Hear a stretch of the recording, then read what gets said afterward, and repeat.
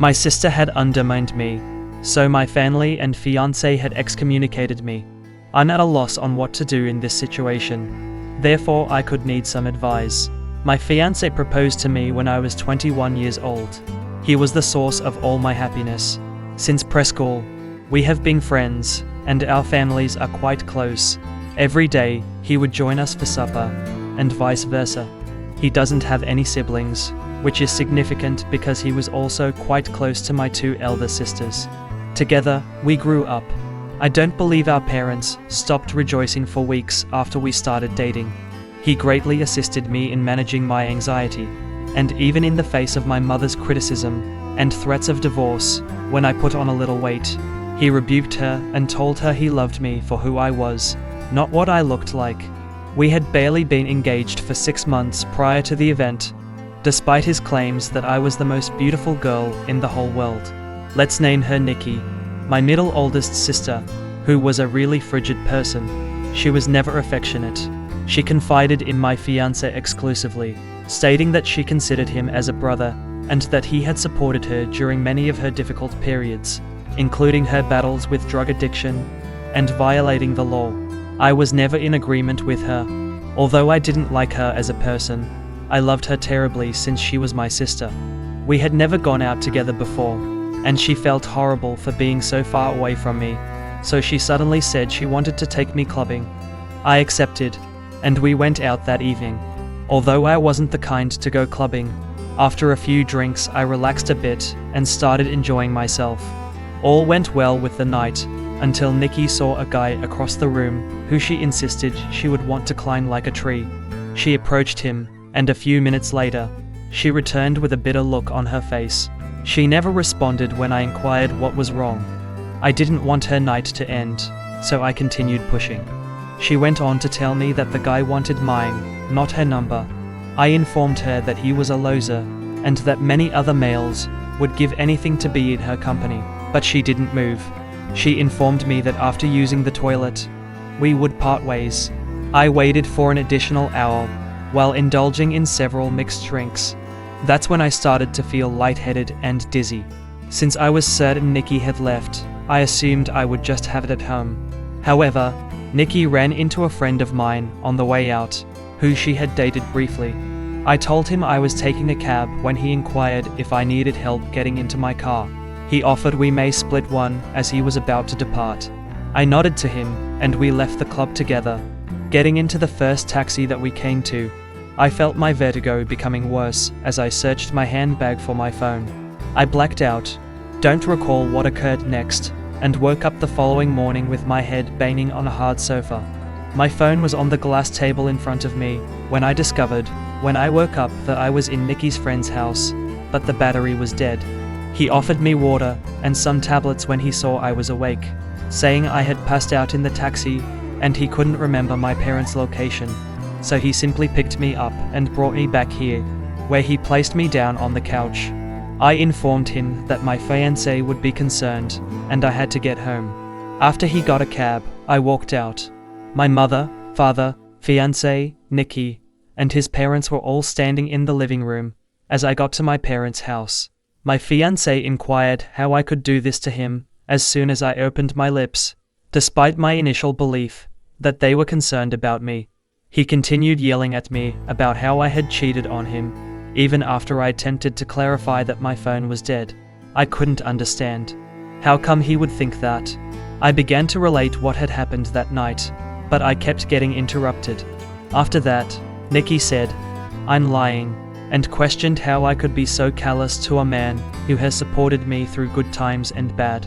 She continued by saying that I had been flirting with random males all night, and that she had seen me leave with her buddy when she had gone to the bathroom. After telling her what had happened, she pulled up pictures on her phone in which he was guiding me outside with his hand on my back.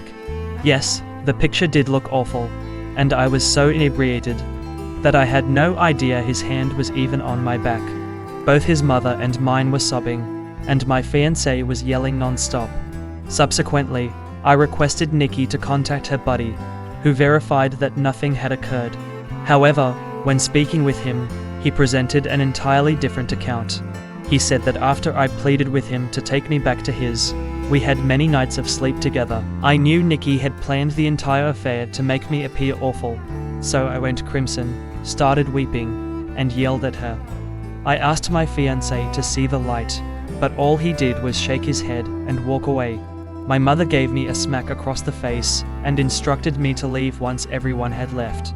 I went and spent a few nights at a friend's place after leaving. My fiancé never answered my calls or messages throughout those evenings, so I phoned him sobbing and begging him to believe me when I said nothing occurred, but it was all in vain. In addition to a host of other offensive remarks I doubt I could put here, my mother texted me to threaten to force me out and to say she couldn't believe I would do such a thing. She tossed everything away before even giving me a chance to gather my belongings. I was on the streets now, since they preferred my mother's side and my fiancé. None of my family members would accept me in. In less than a day and a half, I was homeless and single. The falsehoods of Nikki had taken away my whole universe. I've been doing everything for weeks to win back my family and my fiancé.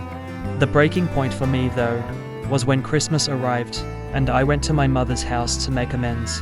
During this period, I was sleeping from sofa to couch. I knocked on the door when I arrived at my parents' house, but nobody responded. Then I received a call from a friend, informing me that she had recently discovered on Facebook that my family was spending Christmas in other places and had shared photos there. My sisters, parents, grandparents, and even my fiancé and his family were present. I started sobbing as soon as I saw the pictures, because everyone seemed so joyful. I sobbed for an extended period of time before opting to block them all. I even gave back my ring of engagement. I could obtain inexpensive rent and work at the same time, since my buddy knew someone a few hours away who was searching for assistance at his restaurant. He even had housing options above where he worked. I was hurting that no one stood up for me and that I was on my own, so I wanted to start again in life. I was moving fairly swiftly and did okay. I had to work more than 10 hours a day in this little flat, but I was able to save a significant amount of money. The flat is no longer my home. I still work as an assistant manager at the restaurant, but I was able to rent a much nicer condo. I haven't spoken to any of my relatives since I left, which has been around 2 years ago, until I heard a knock on my door. I had no idea what was going on with them. My ex-fiancé was there. To be honest, I was stunned.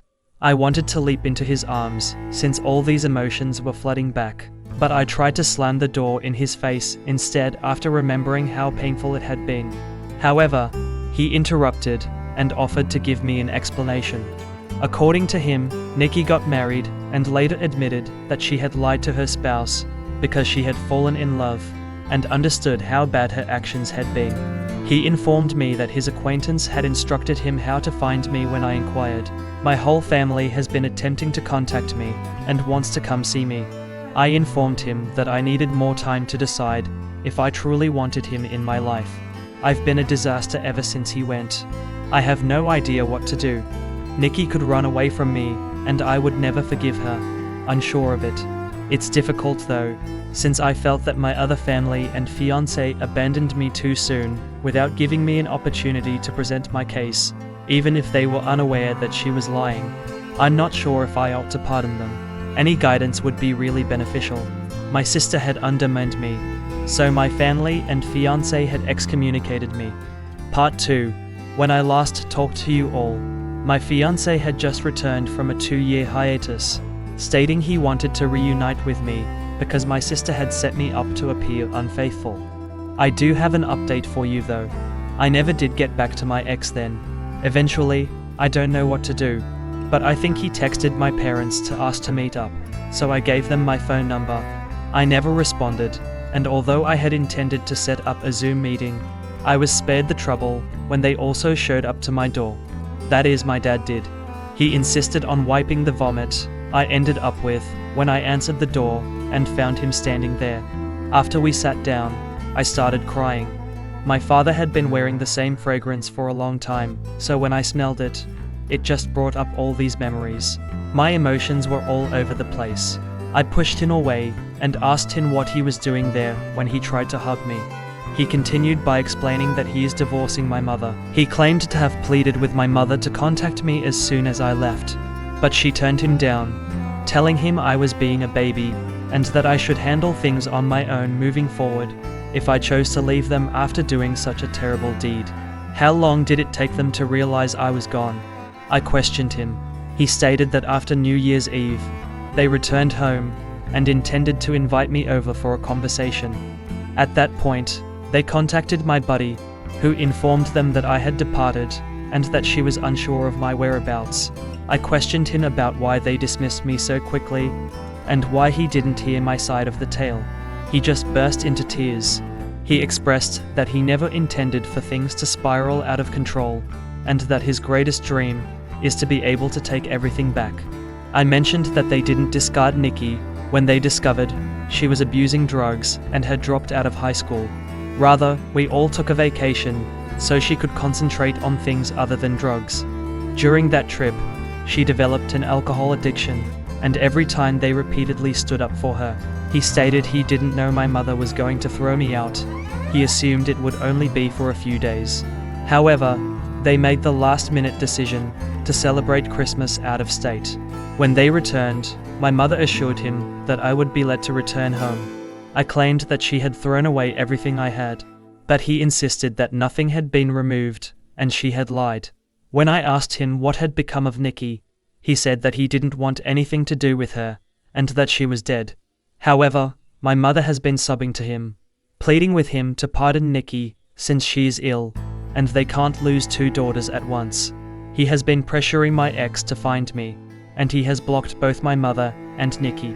My dad informed me where I lived, and that he had blocked my mother and Nikki after my ex gave in. I requested him not to show there until I gave the okay, and he complied. He inquired what would happen next, to which I replied that I was hurting a lot and that I didn't know. I continued by explaining how much it had pained me and how difficult it had been to watch them joyful without me. By the end, we were both sobbing, but I felt so relieved that I had spoken everything. I experienced a tremendous weight being lifted off my shoulders. My dad then offered to help me get a better job and an apartment because he knew a few people in the area. However, I informed him that I wouldn't be quitting my current position because my employer had helped me so much, and that I wanted to pay him back no matter what. I told him that although I didn't want him to do anything for me, I did want to make amends, but only on my terms. I also warned him that I might never trust him again, and that it would take a very long time. He declared that he would stop at nothing to atone for his actions. I questioned him about Nikki's actions, asking whether she had made any comments. She added that because my ex was sacrificing too much on their ship, she felt he should be happy, and that he deserved more than me. That night, she requested her buddy to accompany me out of the club so she could snap pictures and drive me home in order to make her plan work. She loved him like a brother and wanted to call off the engagement. She stated that nothing significant occurred. I simply fell asleep on the couch. He has proof that he stayed up all night playing video games till I woke up. I informed my dad that I no longer wanted those things, and he was going to fetch them from my mother's house and deliver them to me. When I went to inquire about Nikki's husband, he told me that while my mother had kept everything under wraps, he had his number and had written it down for me. I made the decision to call Nikki's husband after my dad departed. What if I could hear her in the background? I felt so nauseous and was sweating the entire time. I regret not easing into it more for him because, well, when he picked up, I just spat everything out. I recapped everything to him, including her drug and alcohol issues, as it seemed like he was genuinely puzzled. Sincerely, I was expecting him to curse me out and stand up for Nikki. Instead, he sighed deeply and admitted that he had a suspicion that she wasn't entirely innocent. It turns out that she and his sister had been having issues, and that she had been telling constant lies about his sister, which had strained their relationship to the breaking point. Not even his sister showed up for their wedding. I apologized to him, but I thought he should settle with his sister because Nikki, not her, was the issue. After exchanging a few more words, he hung up. Since he sounded like a lovely guy, and although he has lost his sister due of Nikki, I hope he cuts his losses and quits her. However, I'm not exactly sure what he will do with that information. I've made the decision to make amends with my father. He is demonstrating his sincerity in wanting to make apologies by standing his ground, divorcing my mother, and cutting off all communication with Nikki. My mother has always been the leader of their marriage. My mother believes Nikki is also a victim in this, so I don't think we will ever be able to make amends, and I'm tired of hearing her justify herself at this point. I'll update the post once more if we communicate and she gets in touch. I haven't had time to meet with my ex to chat, but my dad expressed his want to attend. He advised me that having them apart would help me make decisions, since I would feel overloaded if they were both present. He also claimed that my ex was charged with assault when he was detained and attacked Nikki's buddy, who had lied about everything.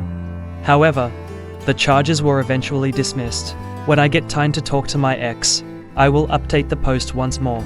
I appreciate you everyone listening to the tale. I've been holding it within for a while. I therefore had a range of feelings after speaking with my dad and contacting Nikki's husband, including relief, rage, despair, and confusion. In the middle of the turmoil of the last several years, re-establishing contact with my father seemed like a minor accomplishment. I saw a ray of hope in his readiness to own up to his sins and move toward forgiveness. Still, the scars left by my family's quick decision and desertion remained open. My dad tried to help, but I was unable to get over the sense of betrayal. My disappointment and aggravation were heightened by the fact that my mother persisted in standing up for Nikki. Regarding my ex-fiance, his sudden presence caused a storm of feelings. A part of me wanted to hear him out, to put an end to our relationship, and maybe even to start again. However, a different portion remained cautious, not wanting to revisit past wounds and cause further pain. I took comfort in my work at the restaurant during all of this. It gave me stability and a feeling of purpose, despite the demanding conditions and long hours. In my lowest points, my boss's generosity and encouragement served as pillars of strength. However, in the middle of the chaos, a ray of hope appeared. Even if it appeared far off, the prospect of mending relationships, finding closure, and recovering gave a glimmer of hope amid the shadows. For the time being, though, I needed time to sort through the jumbled mass of feelings and uncertainties and digest everything. If forgiveness and reconciliation were really ahead, the journey would be difficult and drawn out. But maybe, if I was patient and persistent enough, I might reconstruct what was destroyed and find calm in the middle of the turmoil. Time will tell. I made the decision to face my anxieties, face my grief, and face the past by doing things one step at a time. I thought that by facing the darkness, I could eventually discover the light that had escaped me for so long.